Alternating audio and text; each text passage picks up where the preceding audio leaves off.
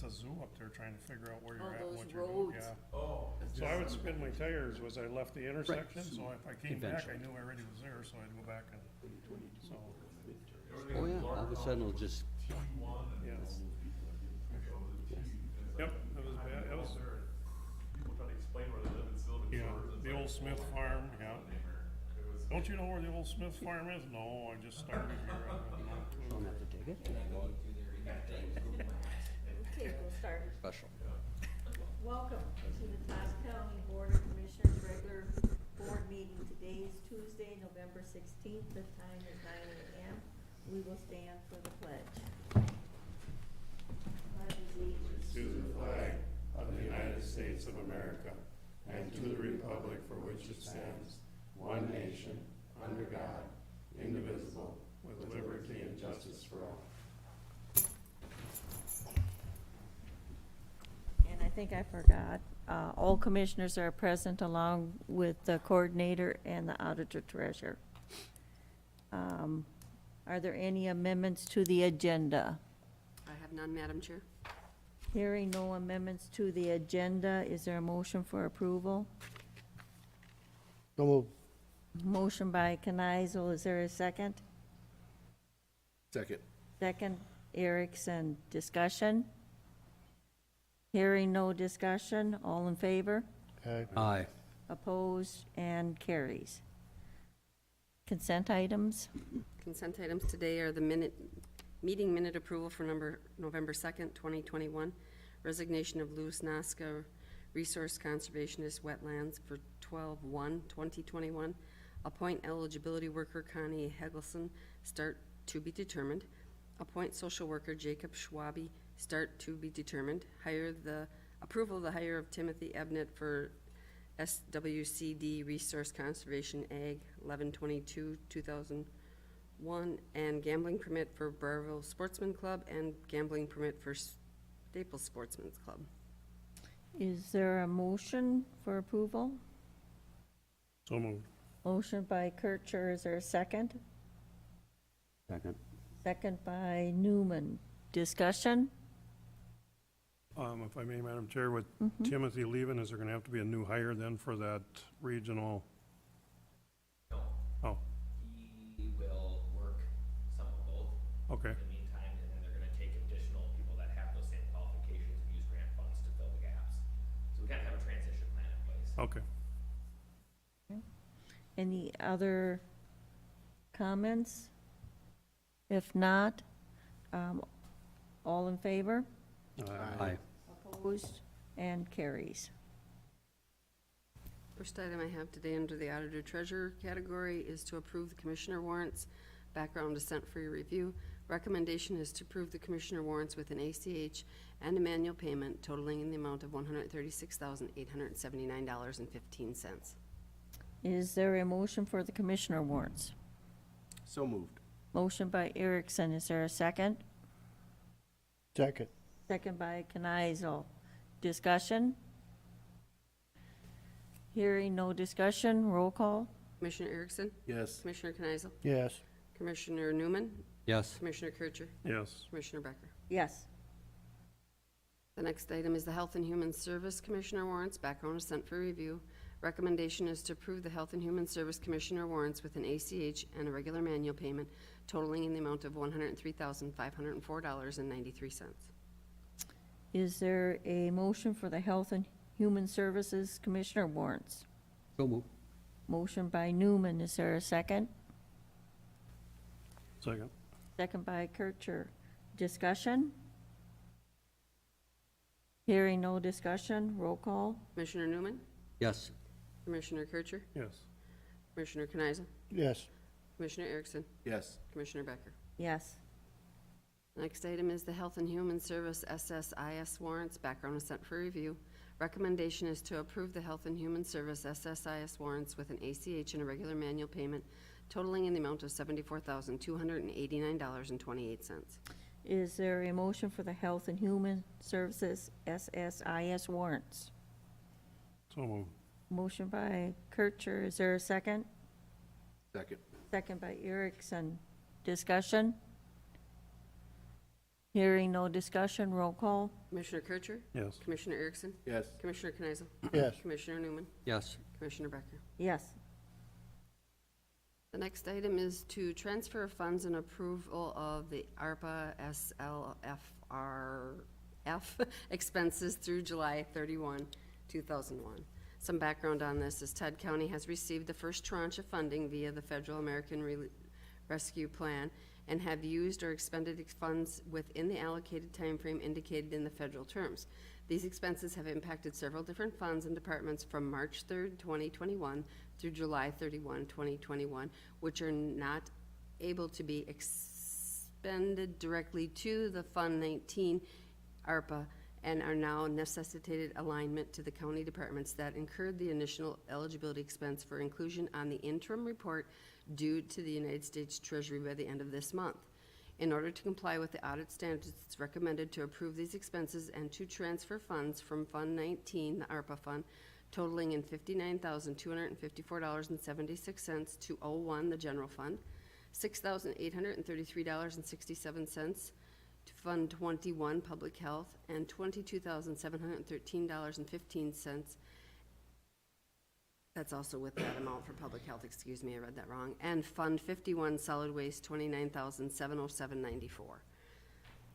The recommendation is to approve the attached resolution to transfer the funds and the approval of the ARPA expenses from March 3rd to July 31, 2021 for our interim reporting due November 30th. Okay. Is there a motion for the transfer of funds and the approval of the ARPA expenses through July 31st of 2021? So moved. Motion by Kneisel. Is there a second? Second. Second by Newman. Discussion. Hearing no discussion, all in favor? Aye. Opposed? And carries. Lauren? Good morning, everyone. Good morning. Morning.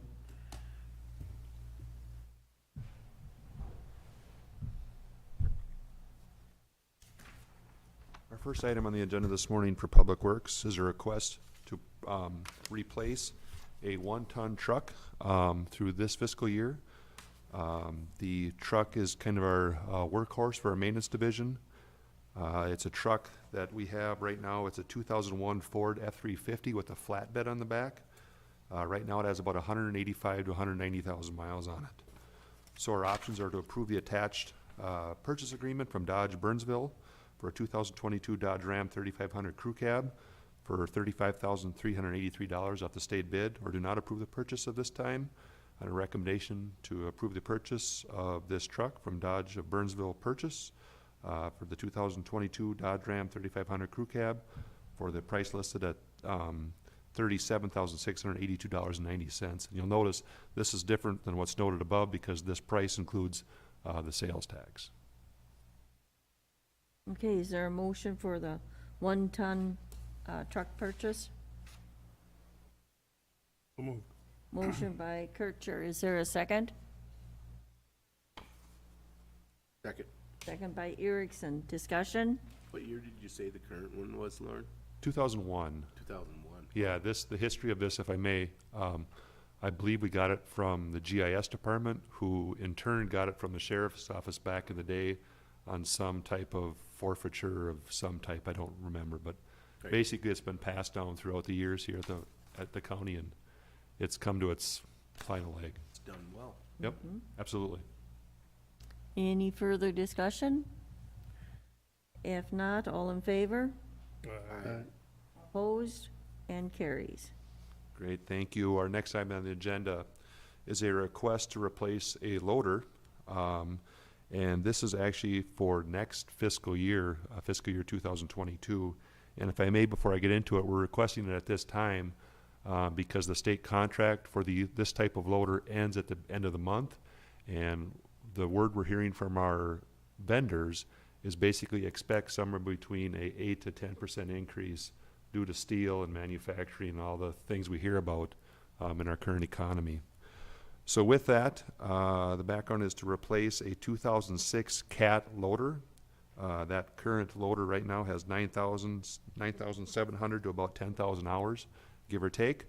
Our recommendation or options at this time are to approve the attached purchase agreement from Ziegler Equipment for replacement of this loader and be replaced with the 2021 Cat 950 GC loader for $164,700.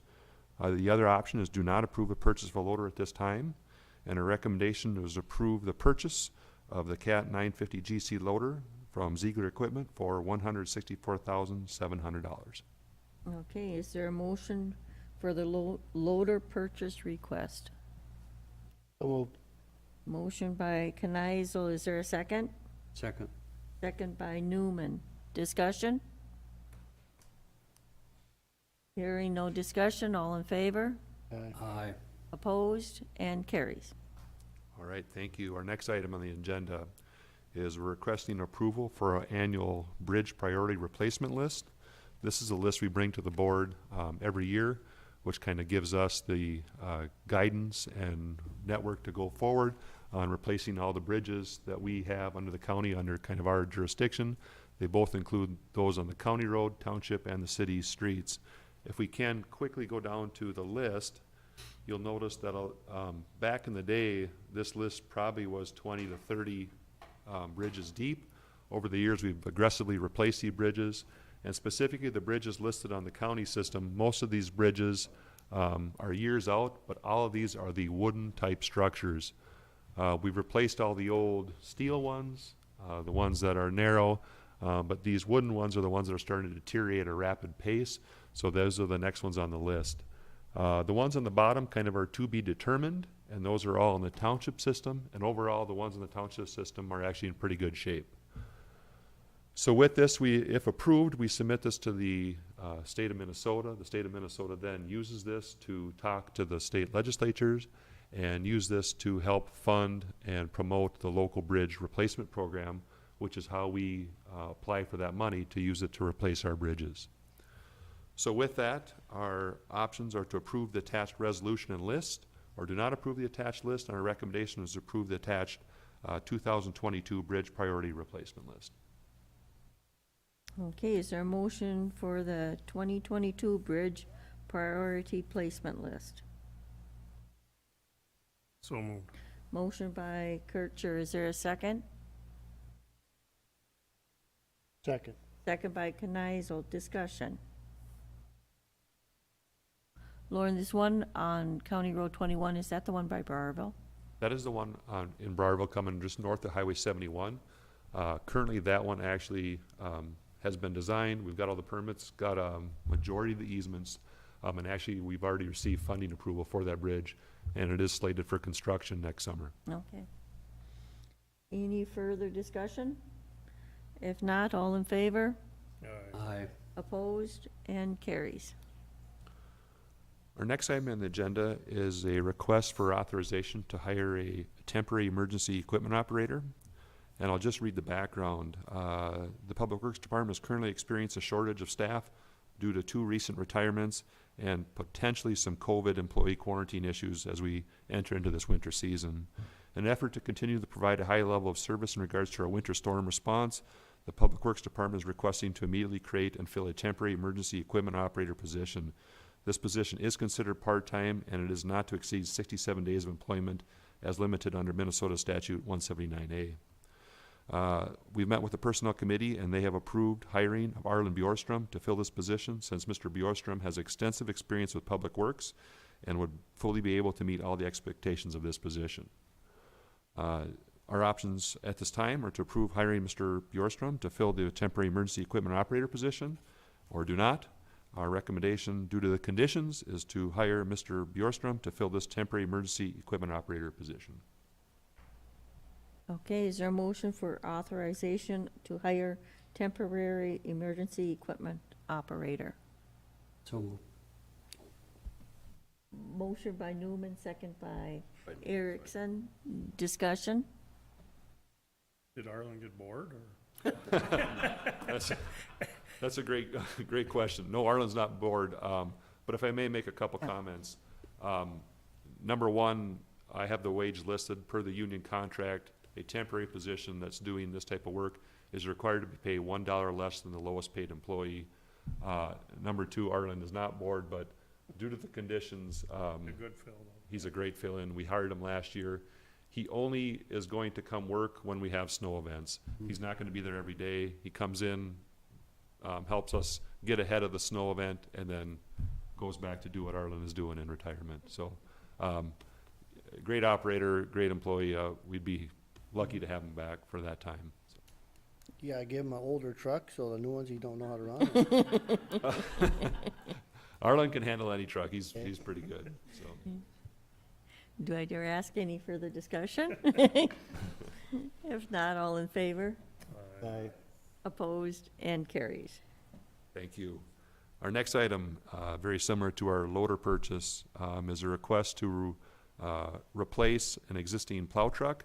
The plow truck that we'd be asking to replace is a 2004 Sterling, and currently has 270,000 miles on it. What we're hearing from the vendor, just like the loader discussion, pretty soon that contract is gonna end, and expect a $6,000 to $7,000 additional increase. Right now, just buying the chassis, what they're telling us is 90 to 120 days out.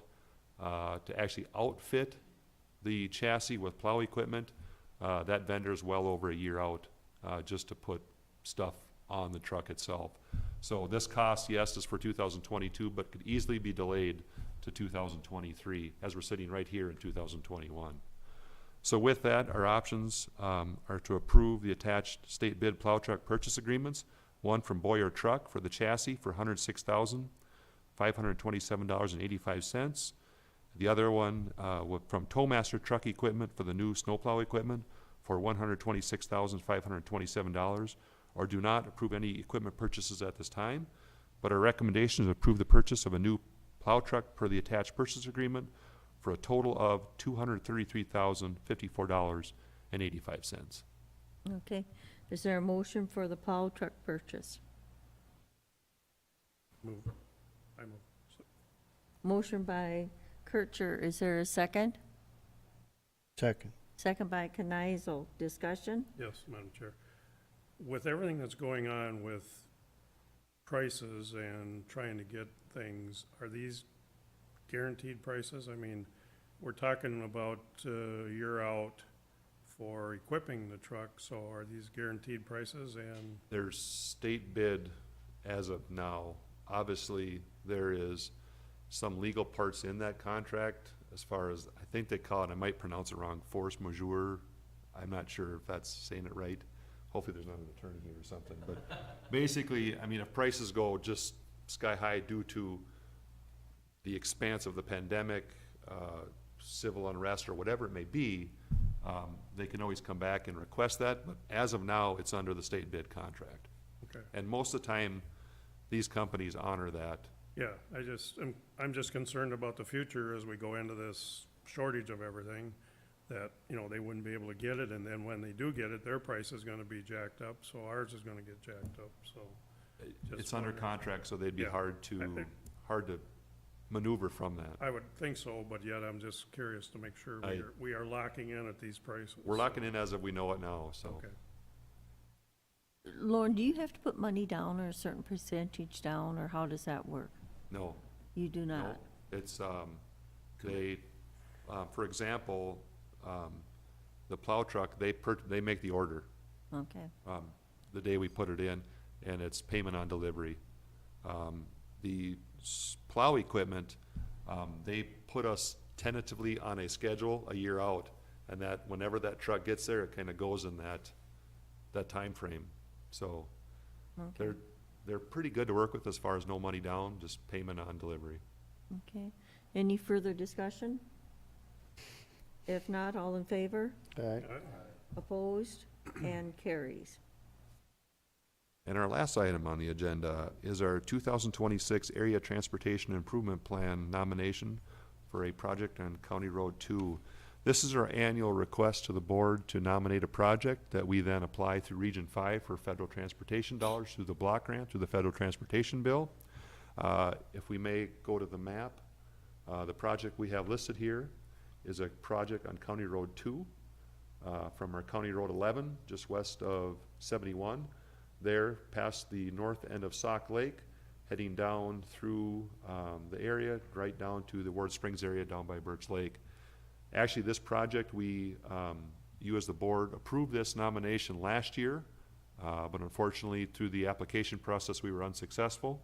We still believe this is a valid project and would like to bring this back to Region 5 to apply for these federal dollars for fiscal year 2026. This is currently what we scheduled for a mill and overlay project due to the age and condition of the pavement. There are a few areas that we need to do a little further pavement repair, and there are some pipes that we know of that need to be replaced. But overall, it's a nice, pretty standard project for us in the southern end of the county. So with that, our options are to approve the attached resolution nominating this project for application for those federal dollars, or do not approve the attached resolution. And our recommendation is to approve the attached resolution nominating CASA 2 as our fiscal year 2026 project to nomination to the Federal Transportation Block Grant. Okay, is there a motion for the 2026 Area Transportation Improvement Plan of CASAD 2? So moved. Motion by Newman, is there a second? Second. Second, Kircher. Discussion? Hearing no discussion, all in favor? Aye. Opposed? And carries. All Thank right, you, Lauren. thank you very much.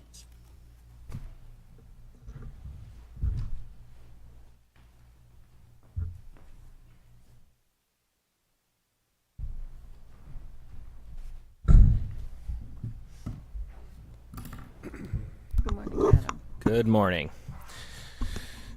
Okay, my first item here is the Alyssa Thompson request for CUP, an application for a conditional use permit on parcel 03008900, Birchdale Township, was submitted on October 8th, 2021, to establish an in-home daycare facility in shoreline zoning. The request was reviewed by the Planning Commission during the November 4 meeting, and the final recommendation was to grant the conditional use with one condition, that the applicant must obtain permitting and/or licensing from additional governmental agencies as necessary. The option would be to grant the CUP with the one condition, deny the CUP, or to remand back to the Planning Commission for further consideration. The recommendation at this time would be motion to grant the conditional use permit with that one condition. Okay, is there a motion for the Alyssa Thompson request CUP? So moved. Motion by Erickson, second by Newman. It's the opposite. Doesn't matter. Motion by Newman, second by Erickson. Okay. Discussion? Hearing no discussion, all in favor? Aye. Opposed? And carries. Okay, and the second item this morning, I thought Deja was going to be up here for it, but we'll keep moving, is the 2022 and 2023 feedlot program delegation agreement. MPCA requires that the delegated counties develop work plan for how the county will complete the work on the feedlot program over the 2-year period. Document also serves as the agreement between MPCA and the county as an agreement to operate the feedlot program at the county level. The attached document shows Todd County's work plan for 2022 and 2023. The county will receive $88,219 in 2022 and 2023 from the MPCA to operate the program. So the options are to approve the delegation agreement or to deny the delegation agreement. The recommendation at this time is to approve the 2022-2023 delegated feedlot program delegation agreement and work plan as presented. This is really a standard document that we go through every other year, and we get 2 years of funding and that dollar amount based on the number of registered feedlots in the county. And then the work plan just sets up what your plan is to get your inspections done, do your re-registrations, and all the components that we're required to do by statute. Okay. Is there a motion for the 22-23 feedlot program agreement? So moved. Motion by Knizel, is there a second?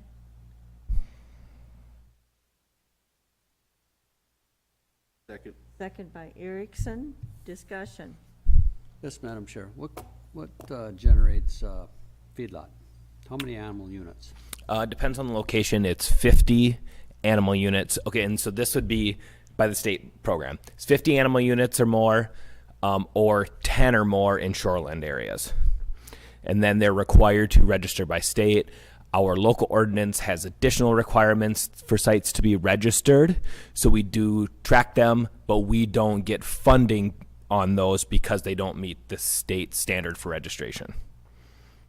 But animal units can differ between species. Correct. It's based on 1,000 pounds worth of animal. So your typical, like a beef cow, I think is right at 1, but a cow calf pair is 1.2, I think, or something like that. Turkeys are different. Yeah, you can get a lot of turkeys to get up to 1 single animal unit. Yep. Adam, with this, is there so many that you have to do each year, or? You have to do 7 number-wise? for inspections. You have to do 7% minimum of your registered sites. Okay. We typically are exceeding that each year. And then registrations are based on a 4-year cycle. You need to get all your sites registered in that 4-year window, and we break ours down to do a chunk each year and then target different townships on each year. So we kind of have a systematic approach, which you'll see in that work plan. Okay. Any further discussion? If not, all in favor? Aye. Opposed? And carries. Thank you.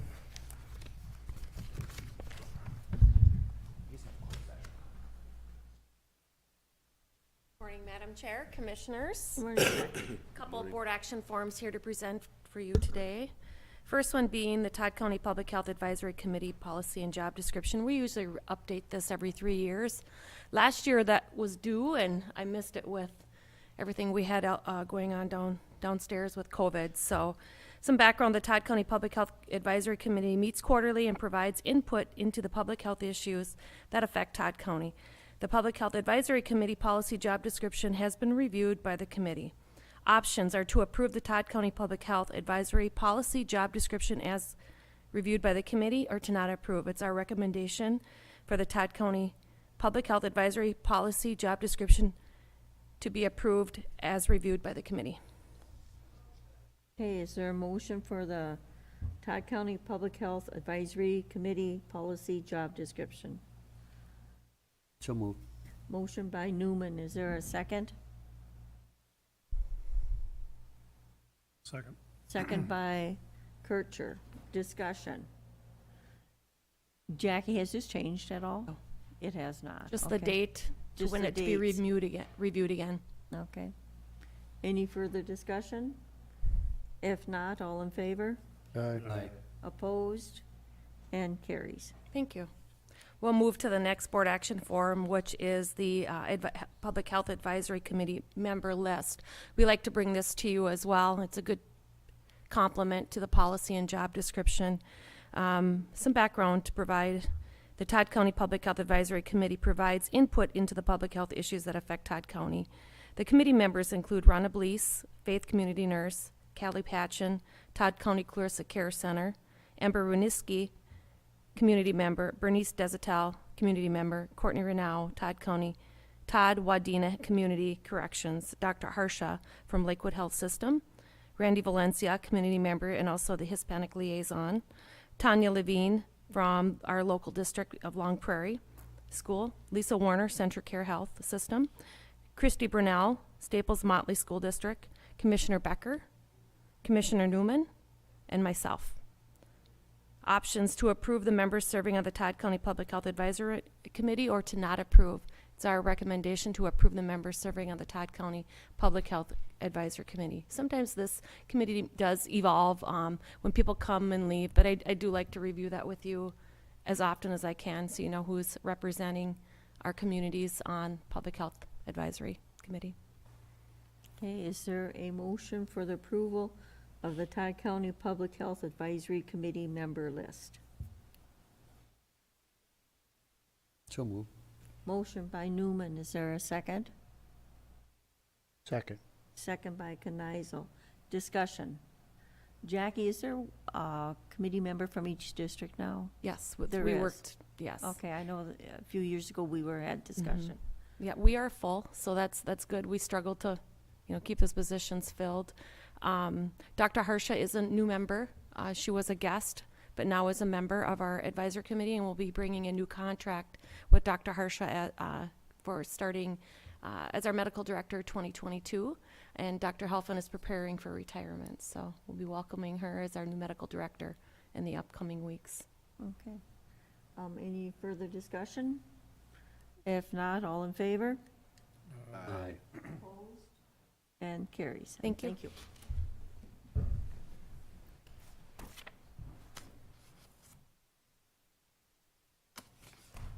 Good morning, Sarah. Good morning. Today we have the topic of adoption of the County Personnel Act.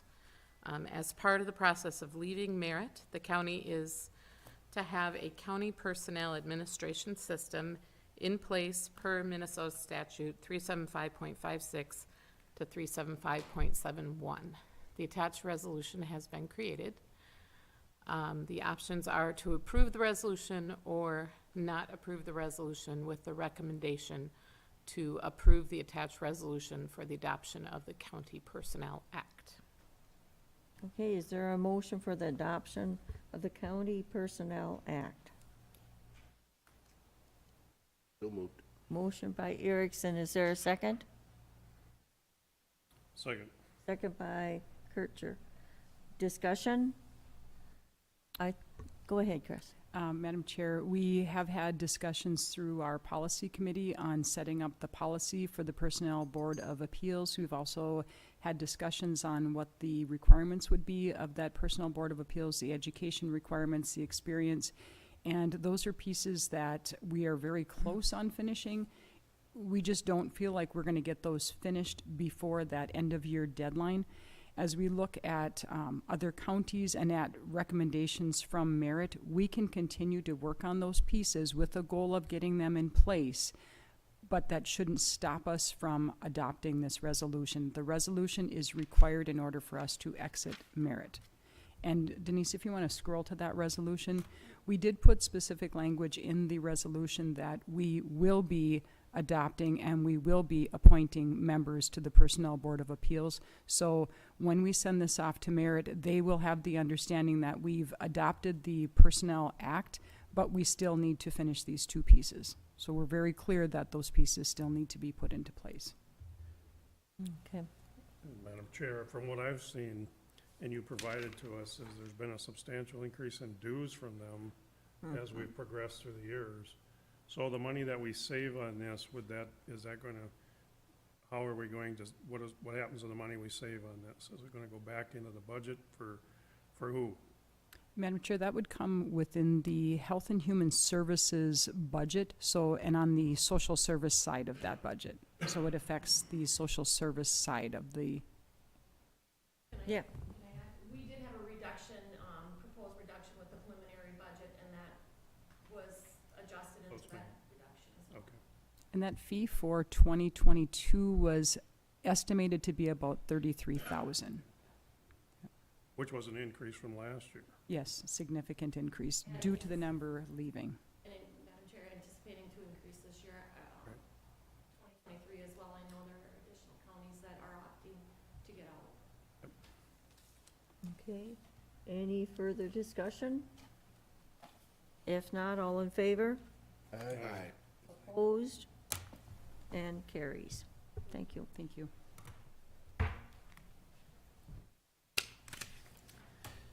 And we will now be going into a closed session. The commissioners will hold a closed session pursuant to Minnesota Statute 13D.03 to consider strategies for labor negotiations. And the time is 9:33.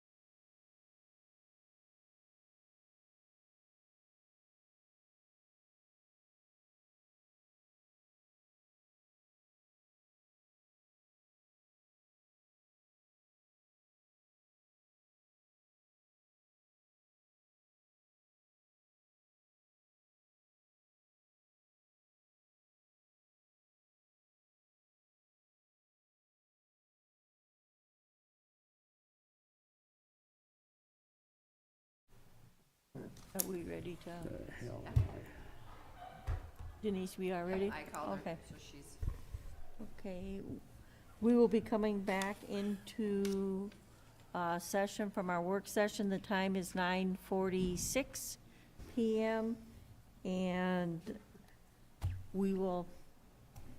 AM. PM, did I say? AM. Wishful thinking, huh? We'll go into standing reports. Auditor treasurer. the only thing I have is that ag taxes were due yesterday. And so we're finalizing the November settlement and getting that paid out by the end of the month. And we are continuing to work with tracking the ARPA funds. And as you see, we brought forth that action today, working with Chris in side meetings to get our policies, procedures, and how we're going to handle this moving forward. Working through everything. Okay. Commissioners' reports. Madam Chair, I just want to announce that the annual community Thanksgiving dinner will be held in Osakis at the VFW. Takeout and dine-in starts at 11 to 2 p.m. Everybody is welcome. There is no charge. It's a free will donation, and all the free will offering will be split between the Douglas and Todd County food shelves. So if you're not doing anything Thanksgiving, come to the VF. Okay, other commissioners' reports, if not coordinator? Madam Chair, I have nothing at this time. Okay, then I'll ask for a motion to adjourn the meeting until, I believe it's December 7th? December 10th, Madam Chair. December 10th, okay. Did we change the date then? Yeah. Okay. AMC conference. Because of the AMC Yep, conference. Okay. Is there a motion for adjournment then? So move. Motion by Newman, second. Second. Second by Canaizo. All in favor? And we are adjourned. We're going to take about a 5-minute break, and then we will go into the work session. Okay.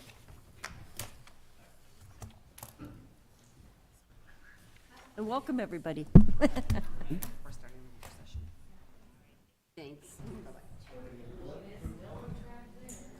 Did I send you the stuff that Jen Olson had sent on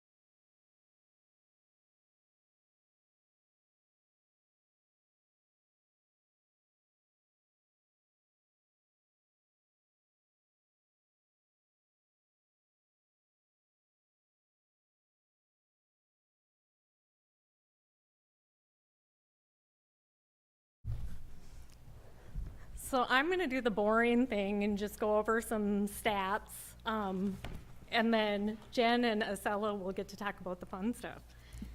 So what I've been doing for all the boards when we've been visiting is going back 3 years with 1 month. So we just finished October, so that's the month I chose. Starting in October of 2019, and I'm kind of focusing on Todd County. In October of 2019, Todd County had 1,720 rides, and that was out of a total ridership for Rainbow Rider of 16,464. So 10% of Rainbow Rider's ridership came from Todd County. The rides per hour, which is something MnDOT really focuses on, typically in a community like Todd County or Long Prairie, they want to see 2 to 3 rides per hour. So in October of 2019, Todd County was doing 2.75 rides per hour, and overall Rainbow Rider was doing 3.37 rides per hour. So then shifting gears to October of 2020, things changed a little bit. Todd County had 1,058 rides out of a total of 7,580 rides for Rainbow Rider overall. Todd County's ridership was 14% of Rainbow Rider's total ridership. And Rainbow Rider as a whole was operating at 46% of where they were in 2019. Todd County was at about 54% for disabled riders, elderly, and adults, but they showed an increase of 8% over 2019 for students and children. So that was impressive. I kind of enjoyed doing this because I'm seeing things I wouldn't have picked out. Rides per hour in October of 2020 for Todd County were at 2.38, and Rainbow Rider overall was only at 1.91. So that was neat to see. Now shifting gears into 2021, Todd County had 1,980 rides out of a total of 10,657. So 19% of Rainbow Rider's ridership came from Todd County. We are now operating, Rainbow Rider as a whole is operating at about 65% of where we were back in 2019. We're still down. But Todd County is actually showing an increase of 13% over where we were back in 2019. So things are definitely growing over here. Let's see here. And then rides per hour for October of 2021 in Todd County at 3.12, and Rainbow Rider as a total 2.42. So Todd County is still exceeding that overall rides per hour. So one other thing I wanted to share, and this will kind of tie into part of what's coming up in our presentation. Back in the very end of 2018, Rainbow Rider contracted interpretation services through an individual. And I thought it was interesting. In October of 19, we were charged for 17 hours through that person. In October of 20, we bumped up to 19, and in October of 2021, we were billed 26 hours. So that service is definitely necessary, and people are finding out about it and using it. So we're very glad we're able to offer that. So then shifting gears, I brought with Jennifer Olson, who is our HR manager, and she has also recently became certified as a travel trainer. So I'm gonna let her tell you about that. So travel training is a service, it's a free service provided by Rainbow Rider, where I coordinate with people in the community who might need more assistance in learning how to use public transportation. So a majority of the time that I've spent doing that have been coordinating with group homes and schools, and the majority of the people using the program have been cognitively or physically disabled members of the community. The school that I've been working with in Alexandria for the most part is called the Transition Center, and they have students between the ages of 18 and 22 who have a range of disabilities, from autism, Down syndrome, in a wheelchair, any other sort of type of anxiety. But they live in group homes, or they still live with like a guardian, and they are aware enough where they can learn how to use the transportation that we have, but just getting over that hump of learning how and getting that confidence. So that's when I step in and I work with the teachers, and I work with these prospective passengers and teach them how to schedule rides. I ride with them on these trips. We do practice trips, kind of giving them that comfort of knowing what that's like, and that they can trust our drivers, that their drivers are very well trained and very knowledgeable. I just recently trained one that was visually impaired, so that was very different from what I've experienced. And then I've worked with group homes, so I've gone to group homes, and these people aren't in the school program anymore, but they're, 30s, 40s, 50s, and they've never ridden public transportation. And the reason I wanted to come and talk with Todd County about it is because I haven't had any students from Todd County to teach. So I wanted to make you aware that this is a program that Rainbow Rider provides. It's free of charge. I would come out here and meet with anybody. They don't have to have like a qualification. It can be someone who's new to town, someone who has a disability, someone who's recently had their license taken away and they're elderly and they've never used public transportation, but definitely still want to have a social life, or they don't want to be a burden on their family and they have doctor's appointments they need to get to. And that is why we brought Acela as well, because Acela is our newest dispatcher. She's been with us for 2.5 months now, and she's actually the sister of our interpreter. She just moved from California, and I'll let her talk a little bit about her experiences so far in dispatch. But she is bilingual and she can speak Spanish. She's been just such a wonderful person on our team. And I wanted to extend the opportunity for not only our travel training services, but if you know of anybody who works in the community of like the only Spanish speaking, and they need to learn how to use up, maybe, and they could really benefit from Rainbow Rider, but there is that language barrier, that Acela would come with me and we could really help that community as well. So Acela's just gonna tell you a little bit about her experiences so far, using her bilingual skills. Hi. It's been a pleasure working with Rainbow Rider as a bilingual. I get to help people when there's that language barrier, and it's great to have a sense of that when a rider calls in, they're able to actually schedule their ride and not, shy away from it and get their things done. But I'm glad that I'm in the team, on a good team, and helping people in that sense. So how many Hispanic calls do you get that you have to interpret? Do you get a lot? Well, with the help of the translator, my sister, there is calls that she sometimes is not able to get to help them, so they do get rerouted to me. So I'm able to, which is a few. Mm-hmm.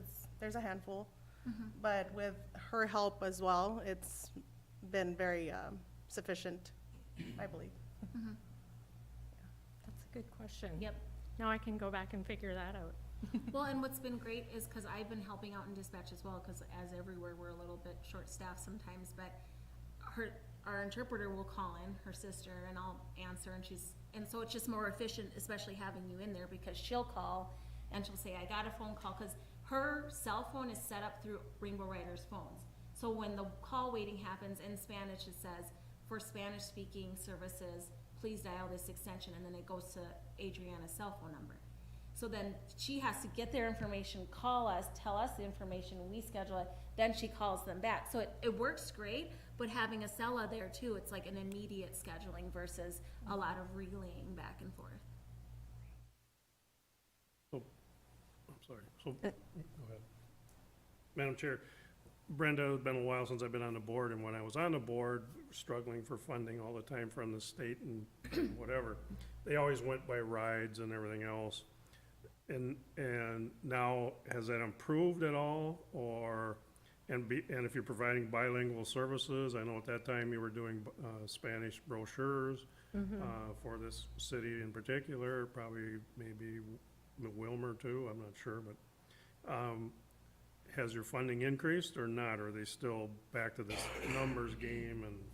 Well, we have seen some pretty significant increases in the last few years, but then of course COVID happened last year. So luckily we had just entered a 2-year budget when that happened. So we were, we knew exactly what we were going to be dealing with through the end of this year.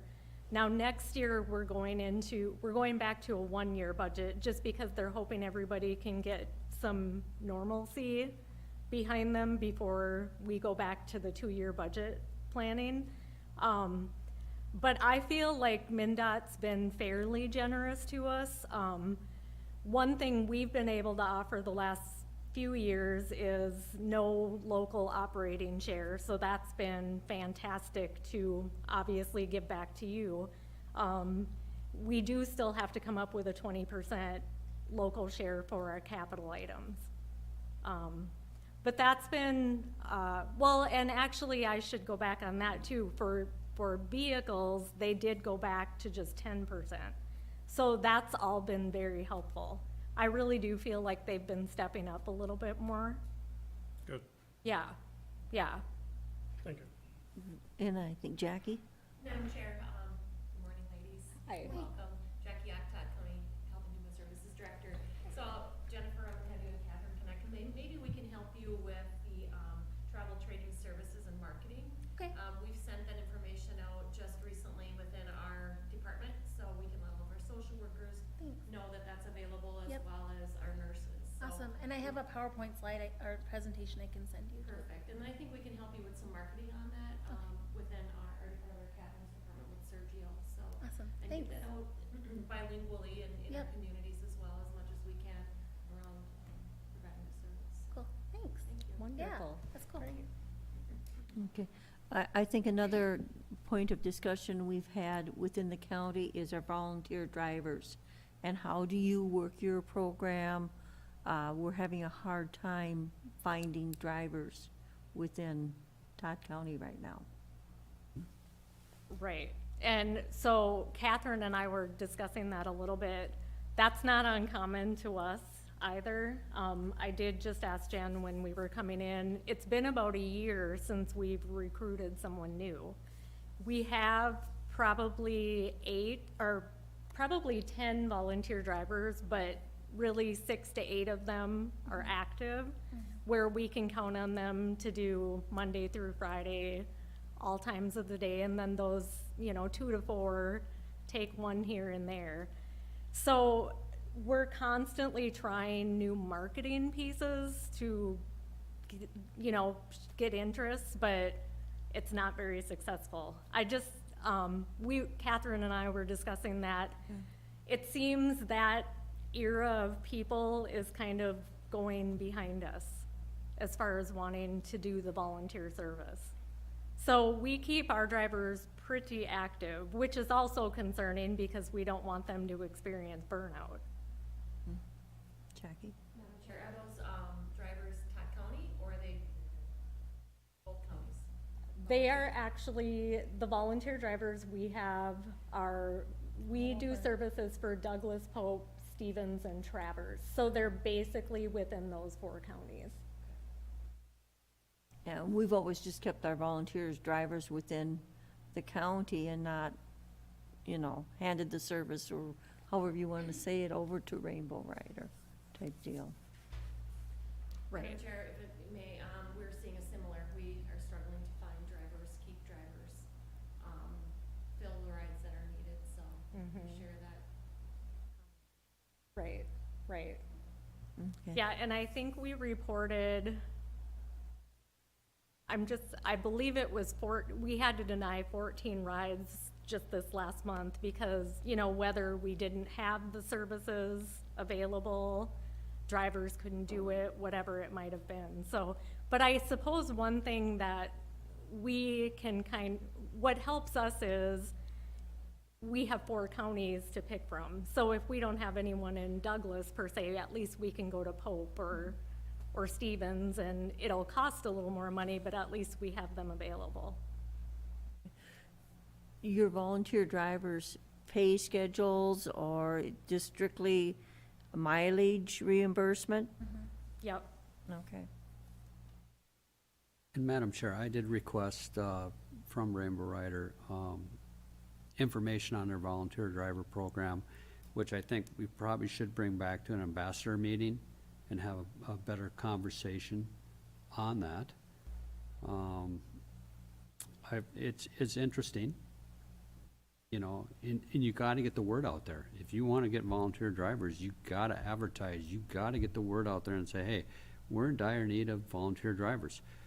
What puts us in a different aspect is the fact that Rainbow Rider only covers half the county. Now, if you guys would cover the whole county, because we do have people going to Lakewood in Staples. But getting them from Long Prairie to Lakewood, we run into that issue, and then we have Friendly Rider to the north. So somewhere along the line, as a board, we have to look at this and say, okay, what are we gonna come up with? What's a solution? So, Right.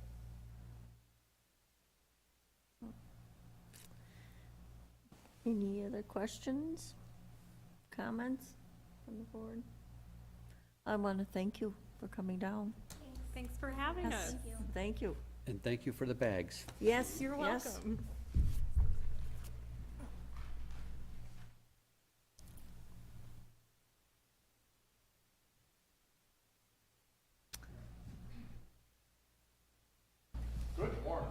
Good morning, Steve. Morning. It's my deputy that we got assigned to the task force, West Central, that we just switched to, what, about 3 months ago? Yeah. So Cole Youngbauer, and Commissioner Kneisel, Mr. Kircher, Mr. Becker, where you live, Yeah. Staples area, Commissioner Erickson, and Commissioner Newman. So he's just gonna give an overview of when we made our switch, what we've been seeing in trends and what's basically been happening in our area with drugs. Steve, if you want to hand him the clicker, that way he Oh. can. Pull the mic up too, maybe too. All right. So a little bit about me, like Sheriff Fox said, I'm from Staples. I started here in Todd County full-time in July. Before that, I worked 7 years full-time for Wadena County, and I come here in July. And I went right into the task force agent position when I got here. So some of the things that we're seeing in our area, obviously meth is the most prevalent in Todd County. Cocaine is popular in our Hispanic community. Obviously marijuana, very prevalent. High school kids, younger residents of our county. Something new we're seeing are these, they call them M-Box 30 pills. They're popular amongst high school kids. They're fentanyl-laced pills that people are making at home in a pill press. And they're very inconsistent. So they're mixing the formula themselves and then putting them in a pill press. So the amounts of fentanyl that they're putting into the pill is, it varies from pill to pill. So somebody could take one batch of these pills and be fine and get their high, and then the next batch they're overdosing. So fentanyl's the main ingredient that's, Fentanyl is the main ingredient, yep. I know in the last month, Long Prairie High School had one overdose related to these. Fentanyl, I don't think the high school kids know how dangerous it is. In a sugar packet, if it was pure fentanyl, there was 500 lethal doses in a sugar packet.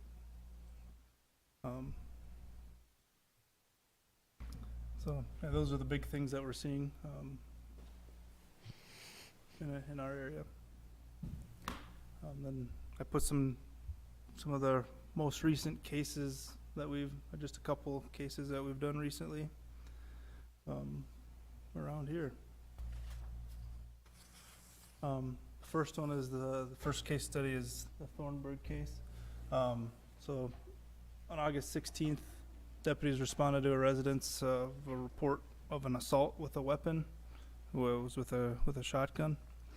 The deputies, the road guys, got there. They met with the victim, got statements. He indicated that his brother had shot at him out the window of their mobile home. They learned that the suspect was sleeping now, so the deputies escorted the brother and the father, who were also at the residence, to safety. I then learned about the case. We looked into it a little further. We learned that the suspect, Melvin, was prohibited from possessing firearms. He was an avid methamphetamine user. So I drafted a search warrant for the residence based off the statements that we got from the father and the brother. And we executed it on their mobile home, just east of town here. As per the search warrant, when we arrived on scene, our suspect was standing outside, so we were able to take him into custody without incident. On his person was the 5 grams of methamphetamine in the smoking device, which is the pipe on the left there. Then the meth is in that little small bag on the right. So in the residence, obviously we secured the residence.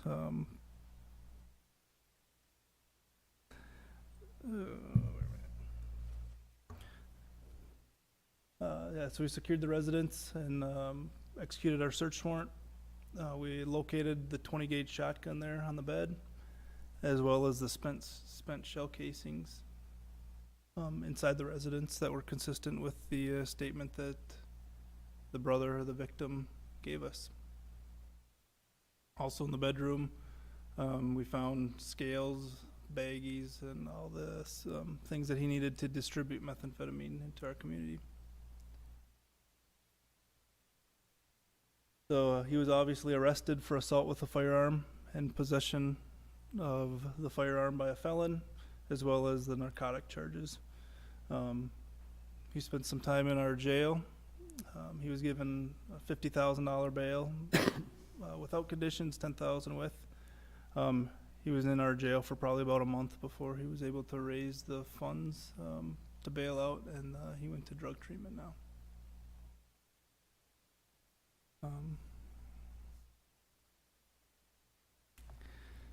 This is a case that our entire task force worked on. So our task force covers Douglas, Ottertail, Becker, Wadena, Todd, Pope, and I think Grant just joined now too. So we cover a large area. Not every county, Pope and Grant, don't have agents assigned to the task force, or doesn't have a deputy assigned to the task force. But this one was mostly out of Douglas County and Todd County, is who did the majority of the work on this drug trafficking operation. Sure, I got a question. Yes. So these two individuals, are they illegals or? They were, yes. Okay, And they're members of the Sinaloa cartel Yep. in Mexico. all right. Yeah. So it's Martin on top, Diego on the bottom. So just the meat and potatoes of it. We were contacted by South Dakota narcotics agents about a large-scale methamphetamine trafficking operation. We learned that 2 Mexican Sinaloa drug cartel members were residing in Alexandria. The South Dakota agents advised us that they received information that Martin and Diego had received 24 pounds of methamphetamine in Alexandria. 24 pounds of meth has an approximate street value of $1,087,000. In our area, a low-level methamphetamine user pays approximately $100 for a gram of meth. So, yeah, so it's about $45,000 a pound is what they're paying here. The South Dakota agents, let us know that they had an individual that had flown to California, by the cartel. They rented a vehicle that had the 24 pounds of meth under the back seat, and they were given instructions to drive it back to Alec to meet Martin and Diego. They later received that 24 pounds of meth. It was also learned by the DEA that 75 pounds of meth was seized in Wyoming by a trooper on a traffic stop that was destined for Martin in Alexandria.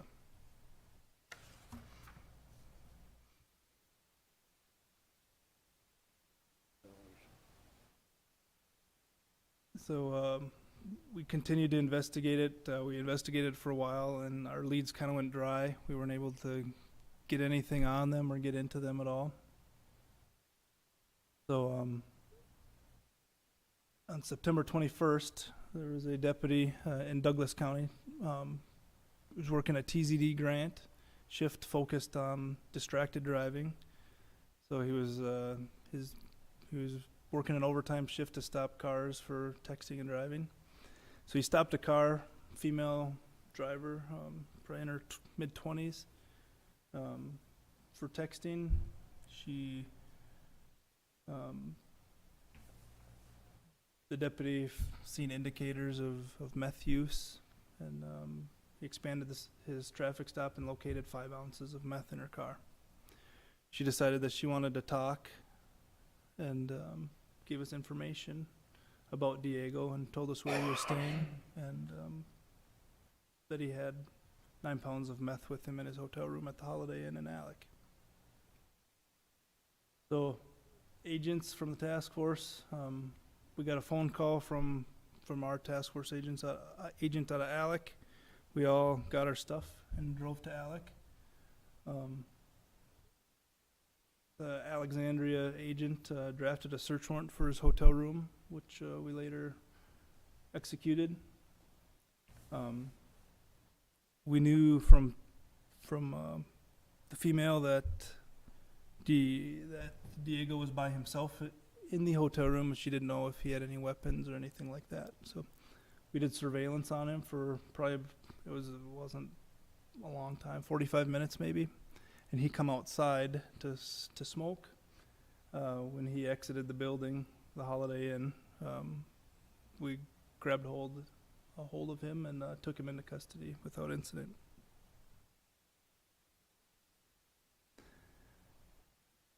So in the hotel room, we located just over 10 pounds of methamphetamine. He had a small amount of marijuana and a small amount of cocaine also with him. The photo on the right there, that's 9 kilos of meth, which weighed just over 10 pounds. It was packaged, it was wrapped in like a wax paper and then sealed, heat sealed. They do that to try and prevent, if they are stopped, that a canine won't smell it. So Diego is being held in the Douglas County Jail. As of last week, he was still there.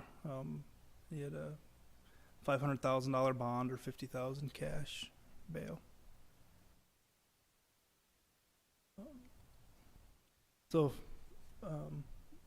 in talking with the same female party, we learned that Diego was supplying methamphetamine to an individual named Frank Stewart to distribute. Frank had federal warrants for narcotic-related crimes. Frank is from South Dakota. He lived on a reservation in South Dakota, but he was said to be living near Clarissa in our county. So with the help of our cooperating defendant, we were able to make a phone call to Frank, to Stewart, to meet in the city of Clarissa. And Sergeant DeCock arrested him on his federal warrant once we got him into the city. So We further learned that Frank was living in a motorhome on County Road 89, just out of Clarissa.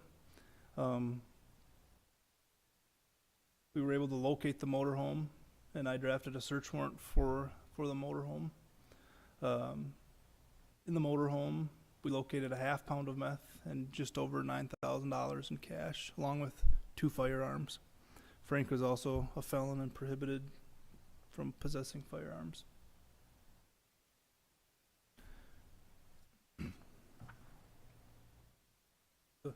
His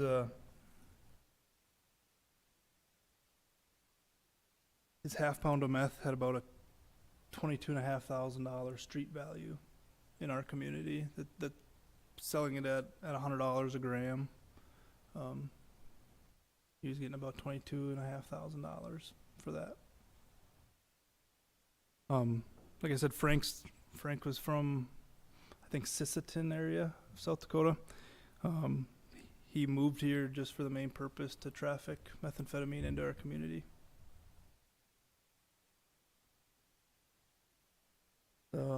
Frank was held in our jail for a short time, then he was later transported to South Dakota for his federal warrants. He has a lengthy criminal history. He's spent over half of his adult life in federal prison for narcotics-related crimes.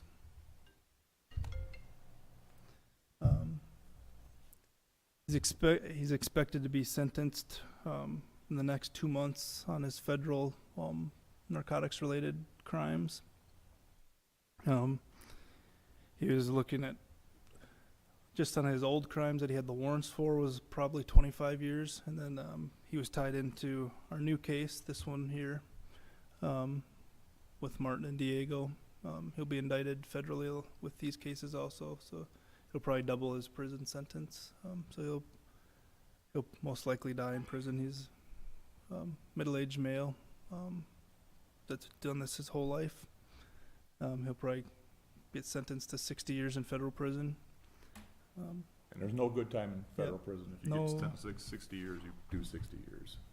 Yeah, so, Steve, I have a question. On your first case, that Thornburg case, he's in treatment right now for drugs.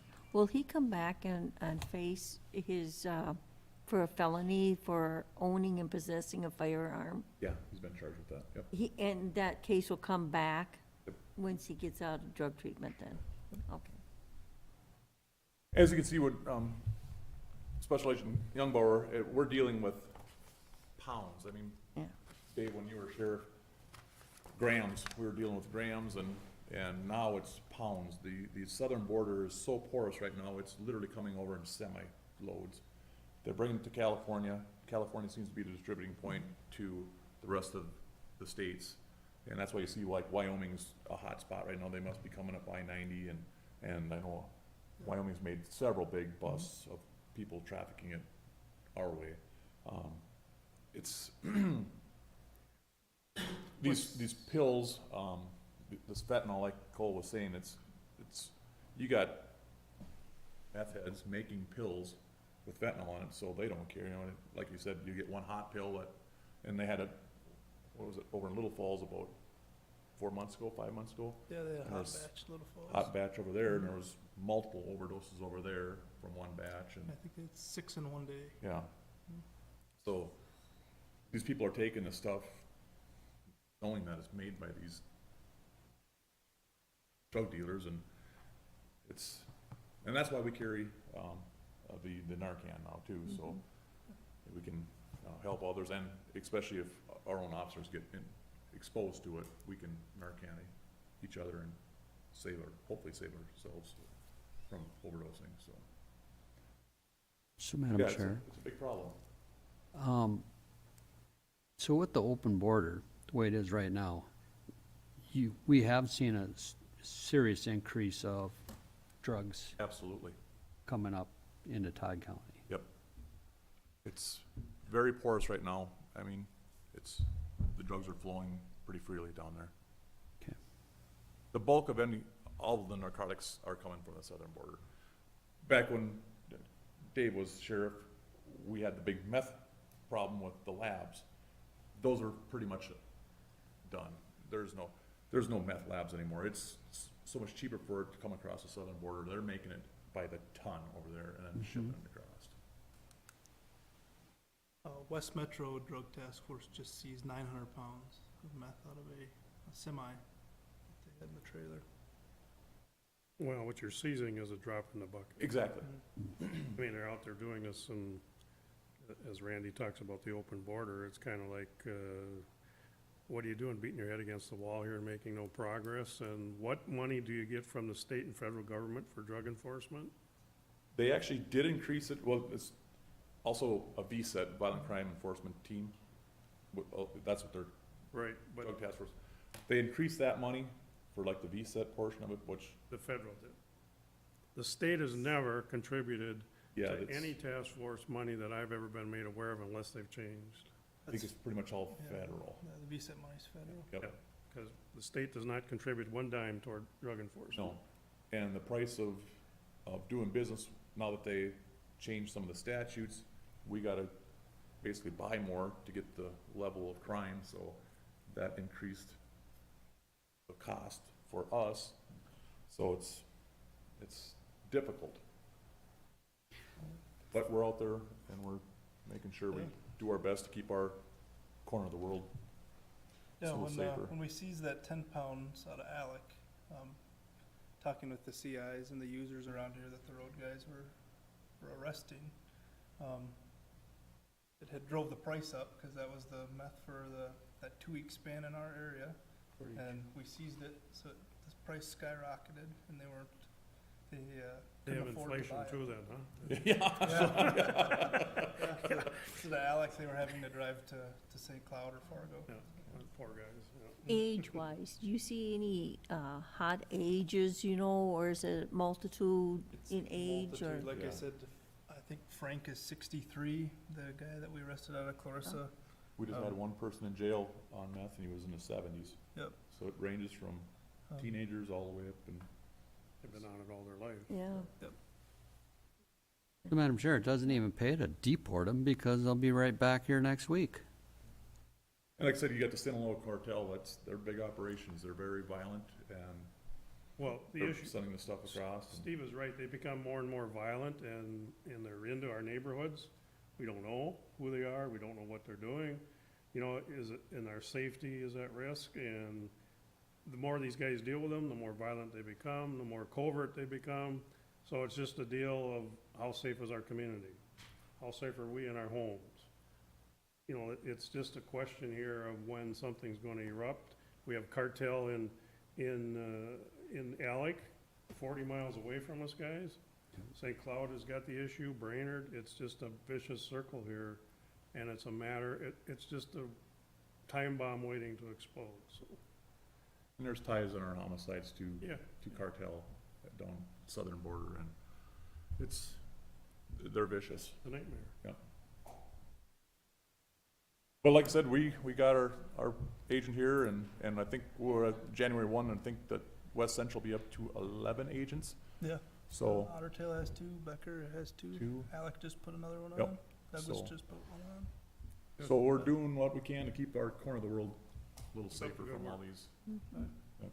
And then the VSET part of it, Cole was on our last homicide here in town. He was down there within an hour helping out, and it's great having those 11 guys, because if you have a violent crime like that, we can call the West Central Task Force and say, we need bodies here to help interview, and they'll send guys. And that happened in the past, and we're with Central, as we brought them in, and they went to the packing plant with like 8 guys, and we knocked out interviews in one day that would have taken us weeks to do. So it's a great asset to have. Any other questions? All right. No, Well, but that's thank our you. update. We'll try to do this maybe, Yeah. hopefully at least once a year or twice a year, so keep you guys apprised of what's happening in our area. If I may, when are we gonna have discussion on our funding we just got from the government?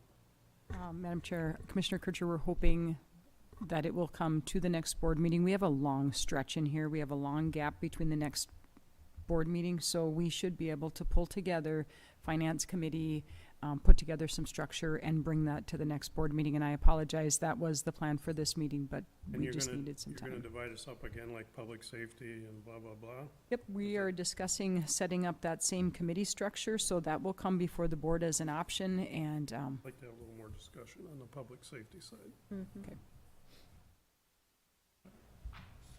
Sure. Very Thanks, good. guys. Thank you, thank you. Thanks, Cole.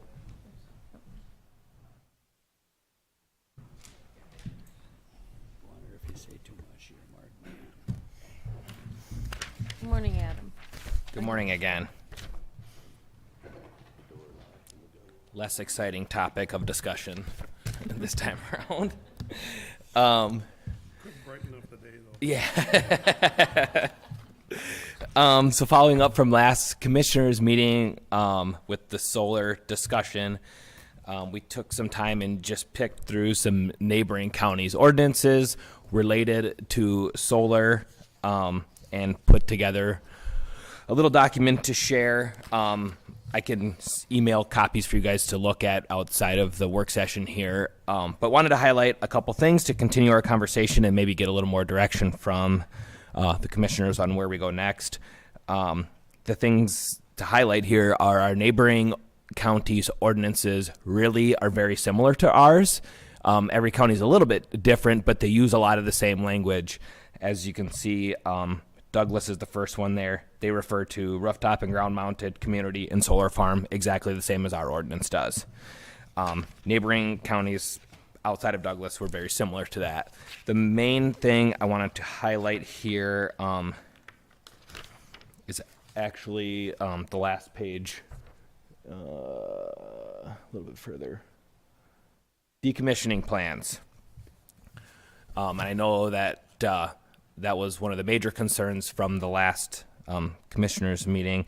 So I plucked what I could from neighboring ordinances. Stearns and Morrison were the only two where I found very distinct language related to decommissioning of solar units. Douglas had decommissioning for wind energy systems, but not solar. Both Stearns and Morrison had decommissioning requirements in the planning process required to be identified that they get cost estimates for decommissioning and all that be certified through a letter of credit or an escrow account, and that the decommissioning needed to happen if the units were not used for 12 consecutive months. So no strict dollar amount. The thing that was different in Morrison was that they separated out all ground-mounted units separate from solar farms.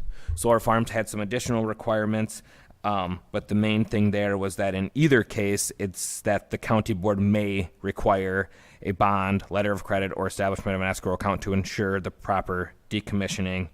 It wasn't a requirement, but it's very clearly stated so that the county board could require that information or require a condition or something in the conditional use process. So those are the main highlights from that. I know that decommissioning was kind of the major concern from the last meeting. So I guess to get some direction or some thoughts from you guys, and then also the process would be that if we want to make changes to that solar ordinance, I guess I would get your blessing to do that here today, and we would bring it to an upcoming planning commission meeting to get that public hearing process started, get input, and then the planning commission would review that, make some recommended changes, and eventually that would turn around and come back before the commissioners for the final adoption of that language. Madam Chair, Yes. on the decommissioning part, if a company goes bankrupt, how are you gonna get them to tear stuff down? I don't know how you're gonna. If the solar company, The solar company goes bankrupt, yep, how are they ain't gonna tear the stuff down. and that's where the requirement or the certification up front when they have or when they're going through this process, we secure that in the beginning stages. Yeah. So that's where, Commissioner Newman, you brought up an excellent point that this should be a part of our ordinance. I mean, this is a simple thing to just insert in there. To what level we want it to be inserted, I guess, is the decision we need to make. But to have it in there, certainly for solar farms, require it up front so we can secure those funds. So whenever that day comes that that site may need to be removed, we have that security that it won't be on the county, future landowners, or whoever. It's secured in upfront in that conditional use process. I don't think this has to be an extensive overhaul of our existing ordinance, but it's certainly a time to open the book, look at it all, and include some decommissioning as part of it. Comments? I agree. I agree with it. Okay. Okay. I'll take that as my my blessing to keep this moving forward. I'm not sure which planning commission agenda it will be on because our agendas have been quite long, but one of these upcoming months we'll get this started and have something in the near future to circle back around with. We are seeing we have another application for a community solar farm, which again is that residential piece that just happens to have interconnection with the grid. I think we're going to see quite a few more of those coming up, but that's something that we can analyze in this process also. Okay, you'll let us know when the public hearings are and so. Yep. Sooner the better. Yeah, I agree, Yeah. sooner the better, yeah. Our deadline for the December meeting just passed, so it'd have to be January at the earliest. Okay. Yep. Anything else on that topic? Okay, we'll keep rolling here. Okay, thank you. You ready?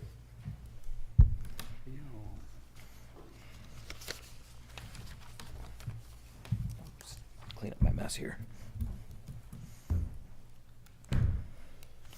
Okay, more ordinance-related stuff. David had come to me a couple weeks ago talking about some requirements that Health and Human Services has related to these vacation rental properties. Our local county ordinance has essentially nothing related to them. We have bed and breakfast standards, but we're seeing more and more of these. I think it's going to continue. And so we need to have something in our ordinance, and I'll let you guys expand on the reasons why you guys need to see it. Sure. Information came to us from the state that vacation rentals, so Airbnbs, VRBOs, all those various companies out there, they fall under our local delegation for food, pools, and lodging, and we are required to inspect them. Taking it back a little bit further, the city of Osakis recently passed a vacation rental ordinance mimicked after the one that's used by Douglas County and Horizon Public Health. The reason this kind of all came forward was because two of the ones in the city of Osakis land in Todd County. We were instructed by the state to begin the process of, making sure these are all meeting all the state requirements. Taking it a little bit further, we are asking that the board considers looking at this on a county level for the simple fact that, there's two in the city of Osakis that would be covered by an ordinance like this. And then there's several other on the Lake Osakis property. There's several on, Sauk Lake. Our southern part, our latest count, according to Chris had sent me a list, is about 24 in Todd County. Now, we do know that does not cover all of them. I've been scrounging these websites about once a week, and they're kind of popping up all over. There's no good registry for them. We don't even know what's here. We don't see the ones that fall within, municipal jurisdictions. So, once again, we have this obligation from the state to be responsible for them. And without having some ordinance in place, we don't even have, an ability to track them, basically, to even know that they exist. Well, Madam Chair, give me a definition. A definition for a vacation rental? Yeah. So there's a few different ones we can look at, and I think the assessor's office would do a better job of speaking. Was it last year or the year before that the state came down and started requiring them to assess assess them for property taxes differently based on their usage? So these cabins that, if it's somebody's primary summer residence and they rent it out once or twice a year, that's not an issue. It's more that when people, are purchasing these properties with the sole intent of making them rentals, short-term rentals, they need to be inspected just like a resort or hotel or anything else would be. I don't know. And part of the lodging code already provides definitions for lodging establishments and resorts. So just part of our local delegation, you know, that is something we typically license and inspect on an annual basis. So we could put them under our current lodging code, which we would either classify them as a lodging establishment or a resort based on if they do one-night stays or week-long stays. And that's how we currently license or would license them. It would be nice to have, just like Douglas County and Horizon Public Health has done, created their own definition of what a VRBO is, because it is different from a resort and from what we see as far as motels and hotels, of course. So also, City of Osakis is following Douglas County's ordinance, which puts us in an interesting predicament with our local delegation, right? Where we don't want to follow Douglas County's ordinance, we want to follow City of Osakis, but that's what they're referencing. So that's where it makes it challenging for us. And again, we want to be consistent across the county. I don't think it's fair to VRBOs and the City of Osakis are being licensed and the rest are not. So we have to look towards this. City of Osakis is currently at the public hearing stage, and then they do plan to pass it January 1, 2022. So how do you find these places? I mean, Chris, do you want to address that? It's I mean, actually I'm sure very they don't come helpful up that and- our assessor has been working on this already. Unfortunately, we have. In June 2019, we were instructed by the Department of Revenue to find them and assess them as commercial property. Excuse me. So I spent weeks looking at different short-term rental vacation sites. We listed a few today, but there's many, many sites. So when we found them, we sent surveys out to the people that were listing their properties as available for rent. I have an example of a survey here. It was a simple survey, 6 questions. And when those surveys came back, if they met the criteria at that time, they were reassessed as commercial property. Their taxes pretty much tripled. At that point, the Department of Revenue went back to the drawing board and said, we need a new classification with new standards. So in one of the many special sessions last year at the legislature, they came out with some very specific criteria of what defines a short-term rental.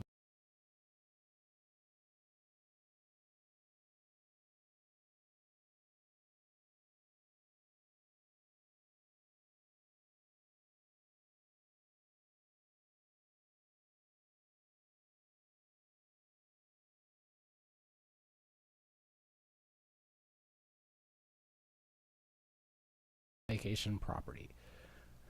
Those 4 are rented for less than 30 consecutive days, contain 4 units or fewer, rented for no more than 14, or rented for more than 14 days the preceding year, and not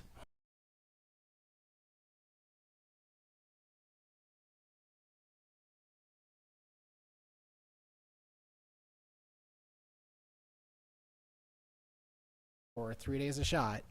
That's 18 days. That meets the classification. But if I have 6 owners that have been coming to my property for the last 5 years, I'm not going to pay Airbnb to continue to advertise. I've got all the days I want. I've got my client list. So that's where we're going to run into those problems of, we were relying partially on people ratting out the competition, which is a tough spot to be in as an assessor, because we don't want to rely on something else. We rely on planning and zoning to do permitting, but I don't want to rely on the neighbor saying he's renting his out too. I don't know.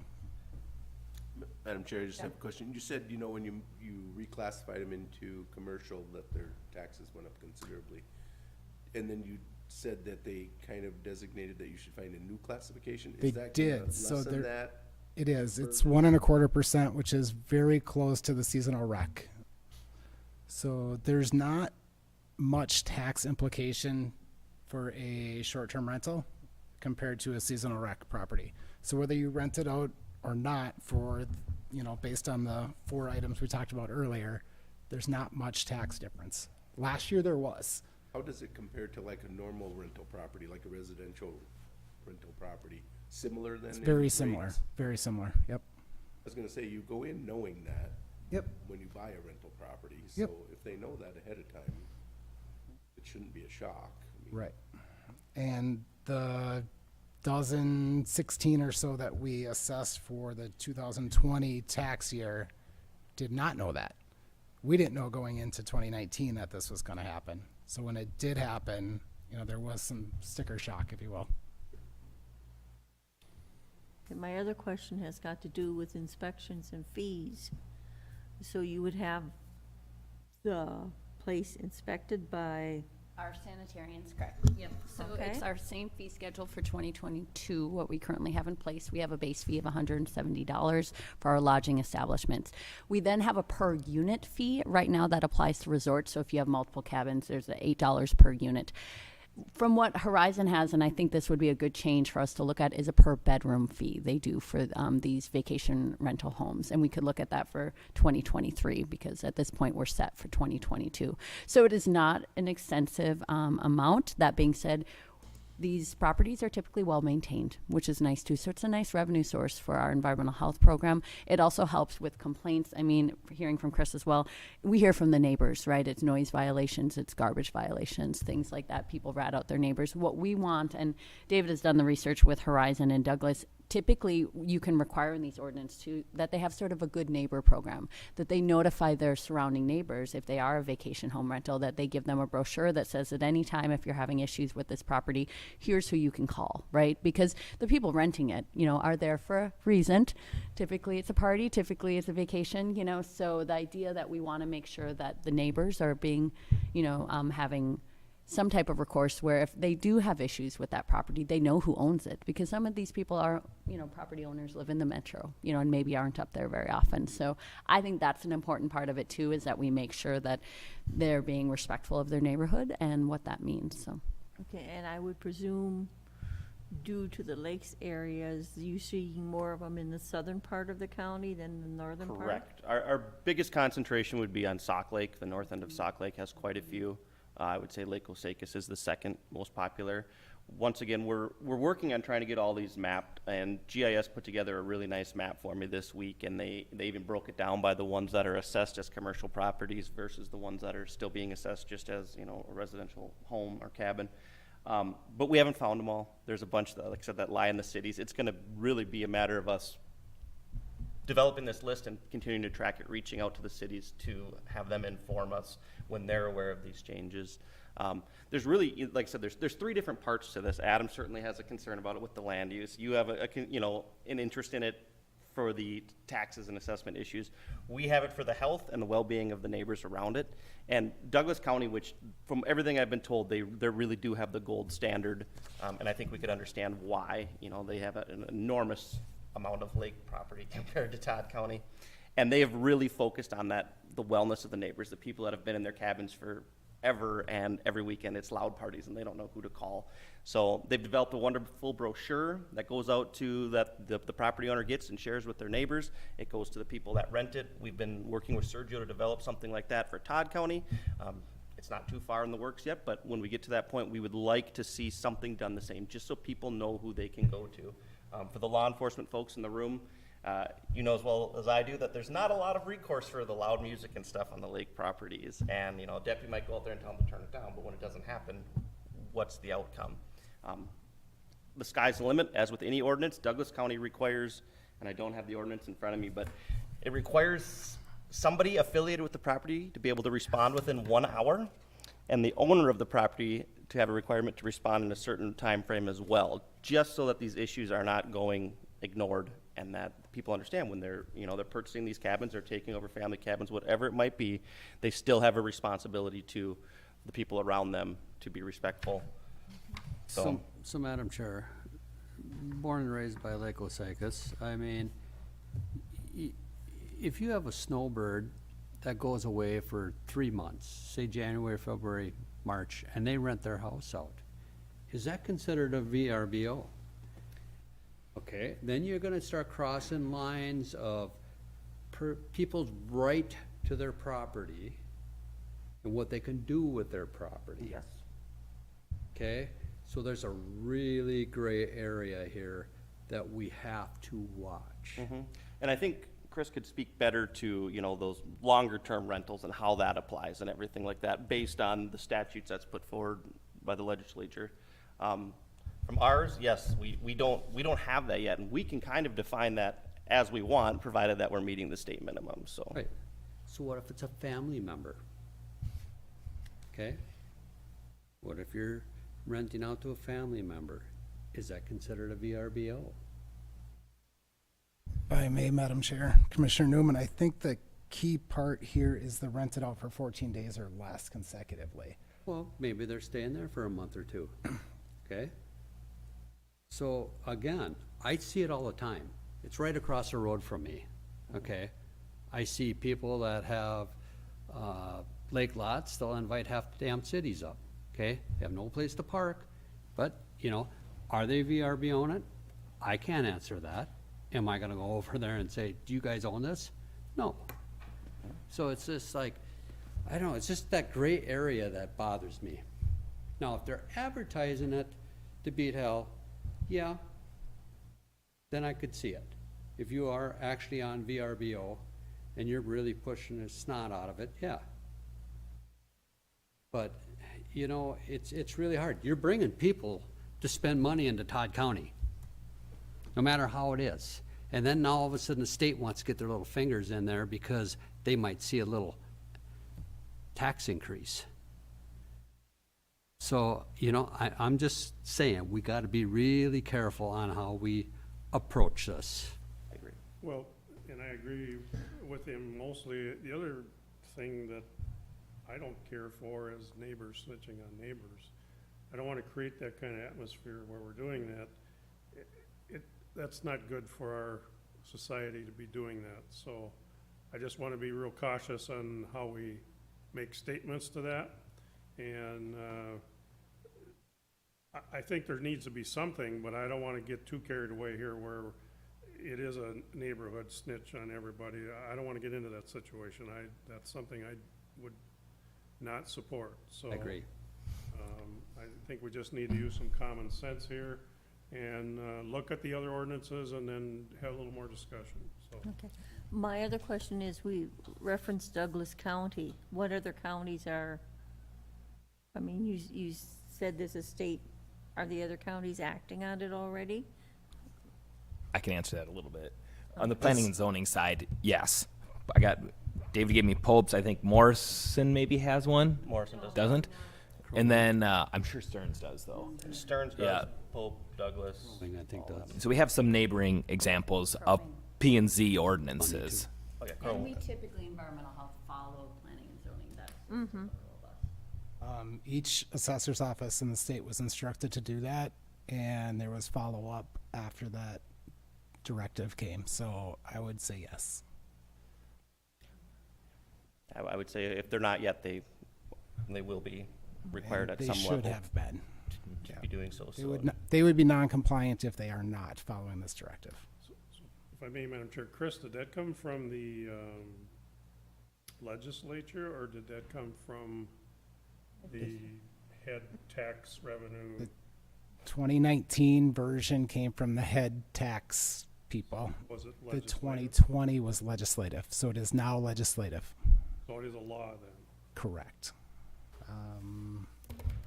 It's Minnesota statute 273.13, subdivision 25. Send that to us? Certainly. And I'd like copies of the other ordinance. The neighboring, okay, I'll grab Stearns, and I have the other two here already, so And we'll be sure to get We'll those. forward on the map that GIS is at, just know that it's not complete yet, but we're still working on it. When you go on Airbnb, VRBO, there's never a physical address attached to the property, so it is so frustrating. It is. And I believe you get that at booking, but when you're searching this, you know, there's a lot of them that overlap, and they're on both, and there's some that are only on one. There's some on some obscure sites because their fees are cheaper. And from my perspective, the most frustrating part was the ones you don't see. And to kind of address that neighborhood snitching attitude and to speak to what David said, this is not only about protecting the rental, it's about protecting the neighbors around that rental. So if the neighbors feel the need to snitch, I think we should also have a need to protect those people that may be full-time residents on that lake as well. So it is a two-way street, and I think that's kind of what Douglas has going as well. So I got a question. How many of us sitting in this room have ever used a VRBO when you went to South Dakota or Florida? Anybody? Absolutely. And I was gonna speak to it too, because I've never done it in Minnesota, but we've used it in multiple other states. Yeah. And honestly, there was a person that met us at the door when we got there and gave us a large pamphlet and reviewed rules and whatnot. Yes. So I have to believe in other states, they're way ahead of us on setting this up, and you're getting your packet when you get there that you need to be quiet, you need to pick up stuff, you don't have garbage sitting outside. But a lot of these properties are high buck properties. They're not junk by any means. Yeah. Well, if you have some spare time today, I would encourage you to go on some of these sites and look at some of these in Todd County. It is astronomical what some of these prices are. You know, we've got some that are $750 a night here in Todd County and things like that. And yeah, I mean, that's pretty big money for here. Don't have to feel real bad for them. Well, right. And, you know, it used to be that it was such a cheap way to travel. There was these places that, you know, were empty anyway, so people put them out and now people are definitely doing it as a source of income, so. And definitely properties being bought just for that. Yep. Yeah, I'm aware of one that, you know, the family owned it, they move away, but it's on a lake here, so then they keep it, and now it's just become, you know, every weekend it's a different family in there, which is great. They're spending money here, as long as they're getting that packet and understanding the rules and, you know, not dumping their RV septics out onto the yard and stuff, there's no reason to discourage that, but. No. Interesting. The only thing I'll add is most of these VRBOs and rentals are in areas around lakes. We are seeing a few very unique proposals in the ag districts too. Tiny homes out on 40 acres in the backwoods. People want to experience that backwoods but not live there permanently type of stuff. We have a question this week about people buying those miniature teardrop shaped campers and parking campers out for people to come, like a campground, but you don't take your camper there. You just show up and borrow it. So you're seeing... Green bin I'm going to make into it. Yeah, we have very unique I believe there's two big things. tree houses in Todd County. Yeah. I wouldn't doubt the day would come where you'd see something like that for rent. If I'm understanding and feeling the room correctly, we have information you guys want to see from us in an email. Should we put this on pause on our end and bring this back to the next work session to just continue the discussion after you guys have a couple weeks to review that stuff? Is that what I'm understanding? Bring it back to a work session again. Yeah. Everybody else comfortable with that? Okay, we'll get you as much information as we can here. Well, there's a good gap between now and the next board meeting, so I have time to review, and we will continue the discussion at that work session. We have to license and inspect them according to the state. So, I mean, again, we have to move forward as of 2022 licensing and inspecting those. I did notify Morrison County, that's where our sanitarians lie.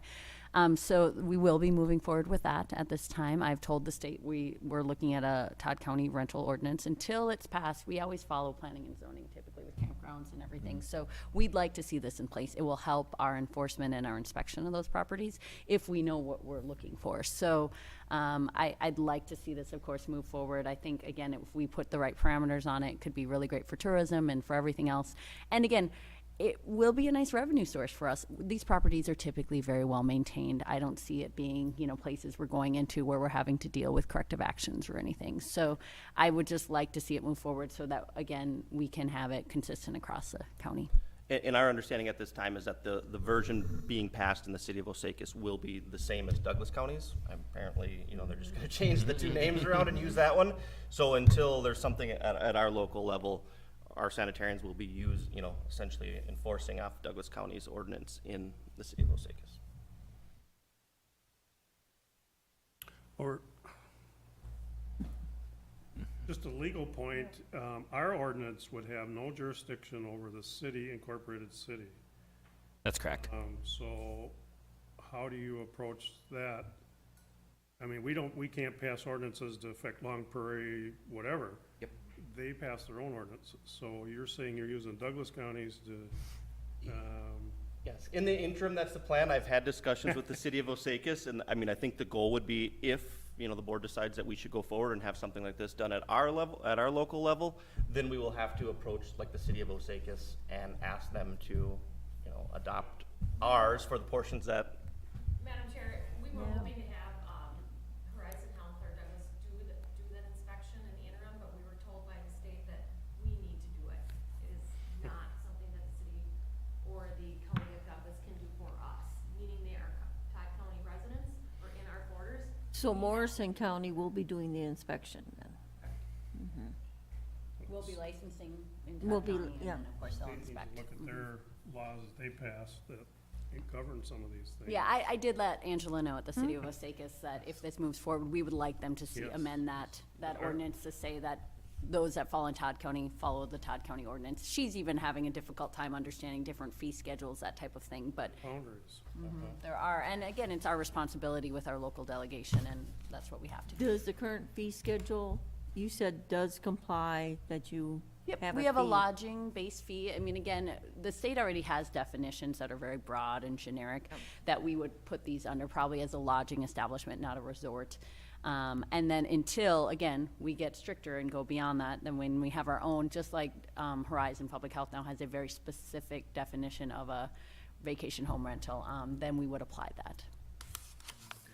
And Madam Chair, I believe Crow Wing and Cass were trying to deal with this issue about 3-4 years ago, so I'd like Crowing to did see, pass something last summer, I think. Mhm. I'd like to see what they have on the books. Can make a request and try to get a copy of theirs as well. Yeah.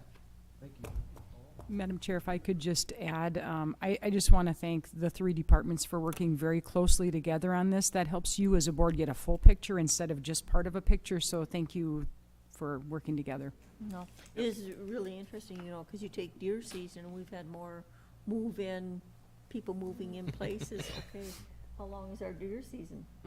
You know, are we going to get close to that 2-week period that they use it once a year type deal? You know, Anything else? interesting, yeah. Back whenever that next work session is. Okay, very good, You know. thank you. About buying some land by Viney for deer hunters set up here. Yeah, that's what, I mean, it's, anything north of us has got over a 2-week season. Very good. Okay, next we'll go into the Mississippi River. Yes, I was actually going to have this on the regular agenda today, but looking at the Sauk and the Long Prairie, we brought this stuff to work session first. So this is, again, template, memorandum of agreement, and from that Bowser generates, and then we just edit it for the watershed that we're working on. The agreement you see in front of you has been reviewed by Chuck already. Yeah, so I think I included it. Attachments, so I'll just get through this slide Okay. quickly. No problem. I'll keep going in the. Yeah, so this is for the Mississippi River Brainerd. We've been approved for funding, so we're getting things organized to actually start the planning process. Wanted to give you an opportunity to review the MOA, but it should be very, very similar to Sauk and Long Prairie's MOA. So you can have a chance to look this over, but it'll be on the next regular board agenda for adoption, unless there's major things we need to change. But it has been reviewed by staff, by the group, Bowser, all the different county attorneys that are involved, including ours. So it's really ready for adoption, and just wanted to give you the opportunity to review it first. The bigger discussion this morning is, with these, we need to establish our policy committee members to represent the county in the development of these plans. Commissioner Newman was for the Sauk plan, and I'm not Rod, you were the alternate for that, right? And then Commissioner Becker is for the Long Prairie, which again, Commissioner Erickson is the alternate to that one. So similar to that, we need to establish who is going to be our policy committee member, and hopefully establish an alternate to that for this planning process. The policy committee really is driving the decision makers in that process. So that would be part of that board action next Tuesday that I'm hoping we can have the discussion about and establish who is going to represent the county in that planning process. Again, the Mississippi Brainerd is kind of that eastern edge of the county that involves Big Swan, Mound, that kind of area. And it extends quite a ways north, actually, too, and includes some of those Browerville area lakes. Like Big Lake, I think, is in this. So it is Commissioner Kurter. You cover a large area of this watershed. And I don't know, Commissioner Newman or Commissioner Becker, if you can talk about, it's usually 3-4 meetings a year in that planning process for a couple years, and then depending on how the implementation of the plan is structured, you'd have continued meetings after that to make decisions on funding projects, who's getting it, what type of projects are we looking at. So the planning process usually lasts less than 2 years, and you'll have a handful of meetings each year. I'm assuming that these meetings would likely be in Little Falls, just guessing central location, but maybe they'd be further north too. So with that, I guess we'll open it up to discussion. Yeah. I don't think it's too painful of a process.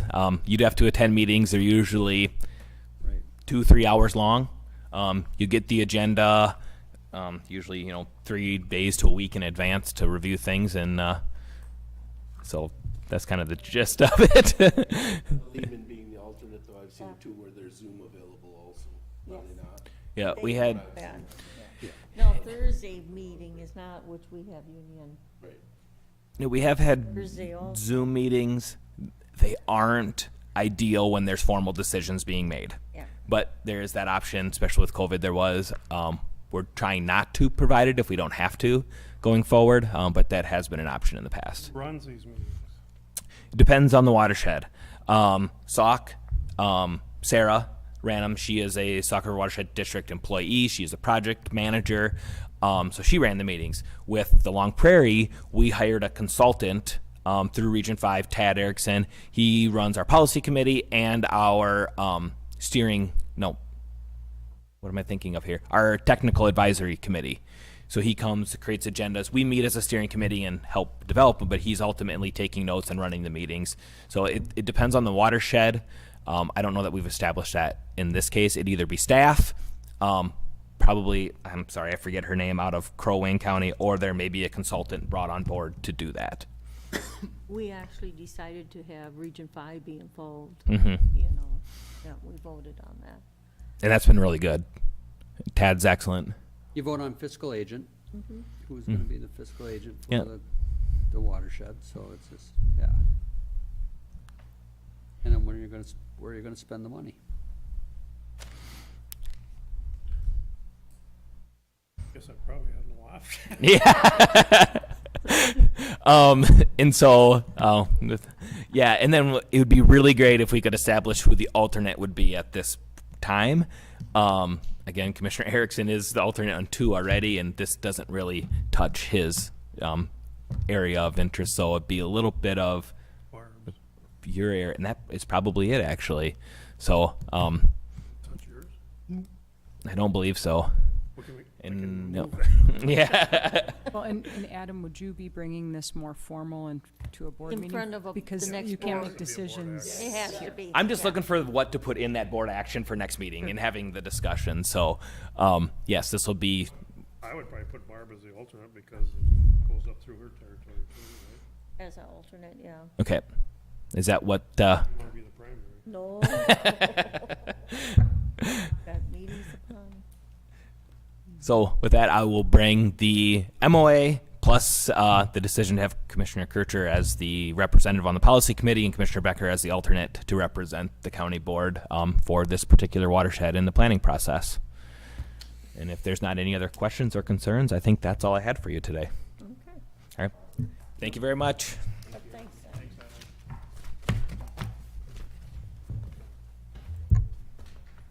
And that's the end of the agenda for work session. Yay, yippee, skippy. Yep.